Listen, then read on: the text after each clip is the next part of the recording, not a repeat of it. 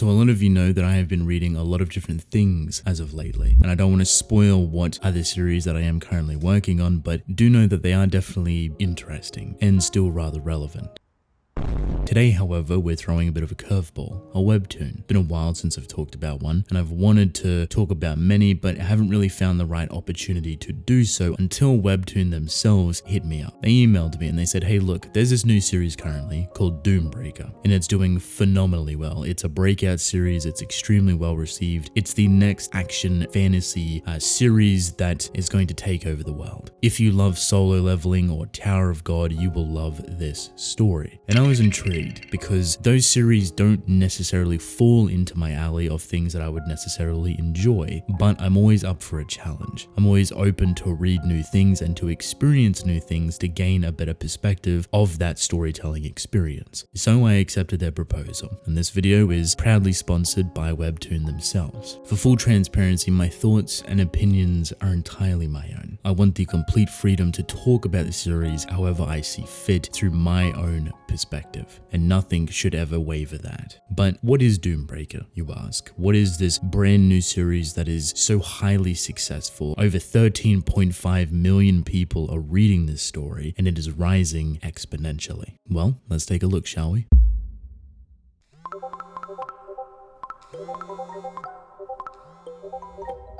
To make this a bit easier, I thought I'd give a brief overview of what Doombreaker is to get you warmed up to the idea, because I believe for the action fantasy genre or the concept itself, a lot of people are already in tuned with it. If you've read something that is action fantasy or within that genre regarding RPGs, you're going to feel right at home. But still, an overview helps that quite a bit. Doombreaker follows the story of Zephyr, someone that is considered the strongest human being to ever exist. It's not because of a sword, it's not because of a specific ability, it's because of his hard work. He has gone through the length of his entire life to be this powerful. Unfortunately, it's not enough. And right at the beginning of the story, you were introduced to the harsh reality of what this world of Doombreaker has to offer. That even the strongest human isn't strong enough to take on the strongest villain of the story, the true enemy that he has to face. However, because Zephyr puts on quite a show and is actually able to slightly, very slightly, injure the main opposing force to him, he's given a second chance. The gods look at him as some sort of puppet of enjoyment, that they appreciate watching him struggle and thrive and grow over the years, so they want to aid that. They want to see something similar but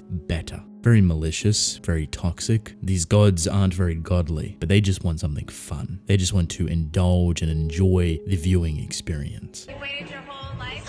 So upon Zephyr's death, he gets reincarnated, sent back to where he was many years prior. But this time, it's a little bit different. He has full memories and knowledge of his experience of his first life, the first time he became the strongest human. And the gods have gifted him different things, different perks to aid his journey into becoming the strongest human once again, but on an entirely different level. So Zephyr is sent back and tasked with this opportunity once again, to beat the person that he lost to become stronger than he was previously with all of this new knowledge and a couple of perks to help him get there quicker.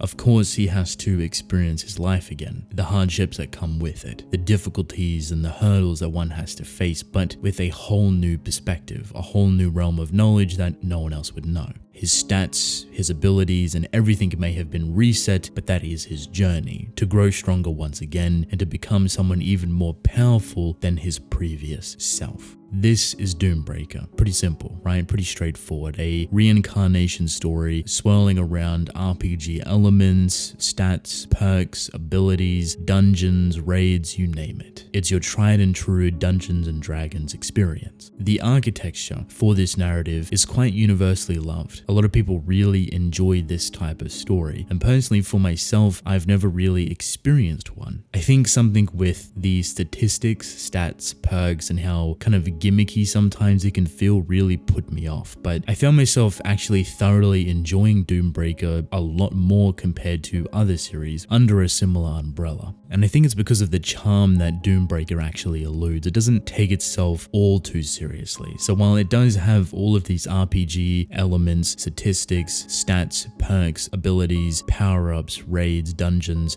etc, etc. They're all directly funneled into the main character's progress of beelining a lot of the excess waste in the middle. What I mean by this is stuff that would be very long and drawn out and even tedious is kind of cut in its entirety because of Zephyr as the main character himself, someone that is extremely powerful and growing at a very rapid rate. And that's the main focus of this story. So while it has all of these different elements kind of combining together, your main character is very overpowered and growing very quickly. So everything has to be somewhat accustomed to the main character. If you cannot keep up with him, everything's just not going to feel like a threat. What helps with this is a litany of different things, right? And this is kind of the power fantasy genre in itself, but when it comes to Zephyr as a character, his personality is the first and foremost thing that pushes through it. He is very determined. He's almost tunnel visioned, almost blind to everything else outside of his vision other than his main goal, and that is to be stronger than he was previously and to get revenge on the person that beat him prior, that took his life. However, he's not tunnel visioned in a way that is negative. In this case, he's more expansive in his vision and his scope to learn new things and to acquire different powers and abilities at a much faster and dangerous rate. He realizes how much time he has because of his prior memories. He has all of that experience and timeline from his first life. So he's putting all of this knowledge, all of this intelligence to maximize his efforts quicker and more efficiently than ever before. And that's only possible because of those memories and because of the perks that the gods actually provide him to speed up this process. Because of Zephyr's intelligence and his approach to this aspect, it helps cut through a lot of the waste, a lot of the downtime, a lot of the slow methodical moments that may feel very excruciatingly long for people. This is power fantasy at its finest because it showcases what people want the most. If you're reading a story like this, you want the high octane fights, the big flashy abilities, and the beautiful artwork to show this off, and Doombreaker is all of these things. Daddy, chill. It has its moments with Zephyr that are sincere and nuanced and emotional and even thought-provoking at times, but the spearhead for it is all of that high octane action, growing and becoming stronger and utilizing everything at your disposal. So all of this sounds really nice, right? But how does one make a good overpowered character? How do you make them thrive? How do you make them relatable? How do you make them not too overpowered and finding that perfect balance, especially within a power fantasy genre that has a lot of RPG elements within it? Overpowered main characters can be scary to write because once again, it's finding a balance that works, and one of the biggest things to help kind of guide this more effortlessly, more easier is your world. If your world does not inhibit your very overpowered main character, you're going to have a major problem. It is very easy to break overpowered main characters. It's very easy to make them feel fickle or fake or obnoxiously convenient within a world that doesn't actually fit them. So you need a world that fits them and supplying things within that world that can scale to them very effortlessly. That makes sense. And Doombreaker's world does this very well in a lot of different aspects. The power scaling within this series is through the roof. It's very hard to pinpoint what can be powerful because statistics come into play. Literal stats like you would see from a video game or quite literally an RPG. We're talking hard counters, we're talking creatures and monsters and different characters alike that specialize within different avenues. So you may be the most powerful individual, but this one creature may have a defense mechanism that's even more powerful than what you can actually commit to. So even though you have an overpowered main character, there has to be things within your world that can respond to them. You don't want them to breeze through the story. Even if they're strong from the beginning, you need them to grow. You need them to face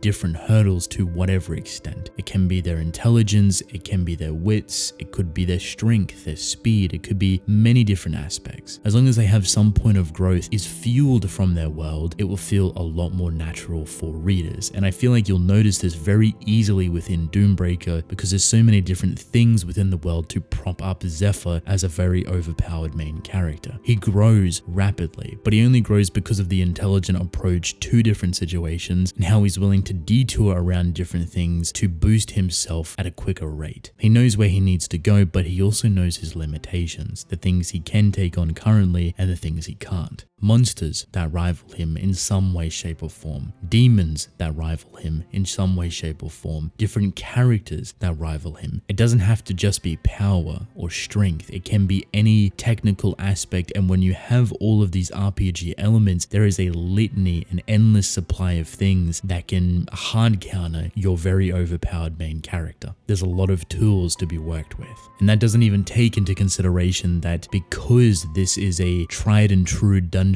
and Dragons concept, the very massive raids scale exponentially high to the point where they are almost impossible to clear. So as powerful as your characters are, there's always going to be something within this type of world, within this type of setting that is stronger, that is scarier, that is more difficult to kill or complete or clear or accomplish than they can actually overpower.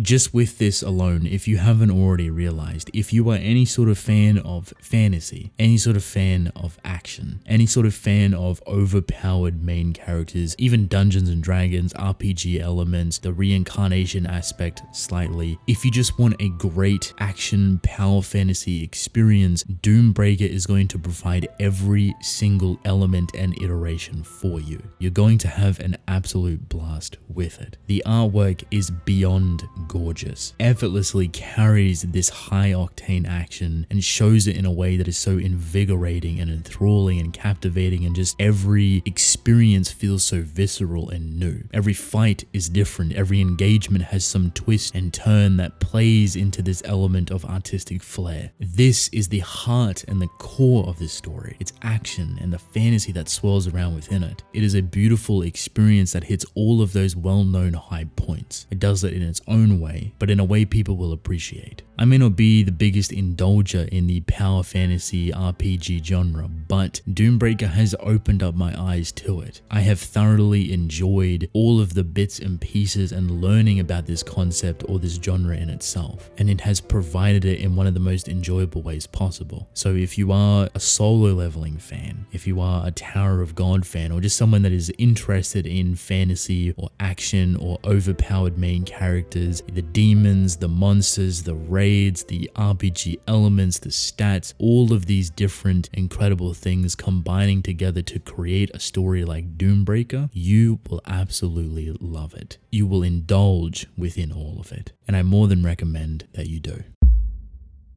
Endtime. So welcome to the end of the video. If you have made it this far, I appreciate you. Thank you. If you're interested in checking out Doombreaker, there will be a link in the description below that will take you to Webtoon where you can go and read it. I highly recommend you do. Big thank you to Webtoon for sponsoring this video. And lastly, I would love to know your thoughts on the RPG action power fantasy genre in itself. Any series that you love? Are you interested in checking out Doombreaker after this? Let me know in the comment section below. But with that, I want to thank you all for watching. Hope you enjoyed. Leave a like and subscribe. I greatly appreciate it. Drink plenty of water, and I will see you within the next one. Goodbye.